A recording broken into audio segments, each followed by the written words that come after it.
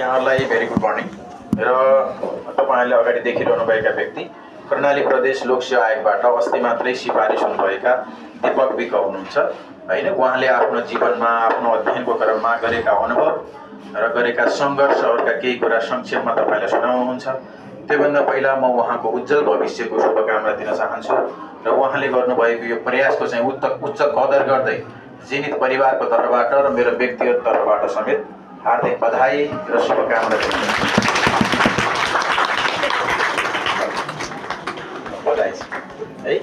र तपाईँलाई लाग्छ होला नि टेन्सन छ पढ्दै गर्दा, पीडा छ।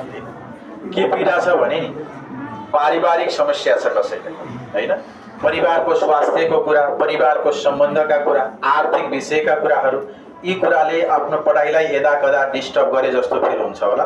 त्यो सबैलाई हुन्छ नै, स्वाभाविक नै हो हैन केही हदसम्म।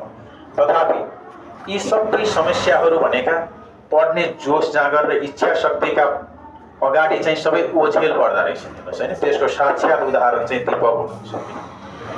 पारिवारिक पीडा अथवा चाहिँ आर्थिक अवस्थाको समस्या, यी सबै कुरा एकदम गौण हुँदा रहेछन् जहाँ चाहिँ उच्च इच्छा शक्ति हुन्छ हैन। त्यसमध्येमा अब उहाँको मितव्ययिता, उहाँको चाहिँ एउटा सुझबुझ यो उमेरमै यो व्यवहार देखेर म पनि एकदमै प्रभावित भएको छु हैन। के भयो भने जब उहाँले लोकसेवा भर्खर पढ्न थाल्नु भएको थियो, त्यसको केही समयपछि 1 वर्ष नबित्दै अथवा 7-8 महिनामा उहाँले लिखितमा नाम निकाल्नुभयो। त्यसको 1 वर्ष नबित्दै सिफारिस हुनुभयो। के को भन्दाखेरि सडक दुर्घटनामा आमा गुमाएको। सडक दुर्घटनामा आमा गुमाएको 8-9 महिनाको पिरियडमा लिखित इक्जाम भयो, पास। 1 वर्ष पुगेको छैन, उहाँ सिफारिस। यो पीडा जति ठुलो पीडा संसारमा जिन्दगीमा के होला।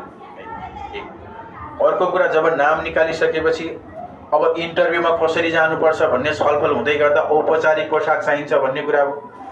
अब औपचारिक पोसाक अब यो भर्खरको कलिला केटाकेटीले खासै किनेका हुँदैनन्, पहिल्यै हुँदैन। अब नयाँ किन्न पर्यो, नयाँ किन्नलाई अब 5-7 हजार रुपियाँ खर्च गर्नु पर्यो।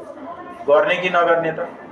त्यो खर्च नगरेरै टर्छ भने नगरौँ होइन। पैसा नभएर मात्रै होइन, भएर पनि कसैले खर्च नगर्न सक्छ, काम चलाउने हो।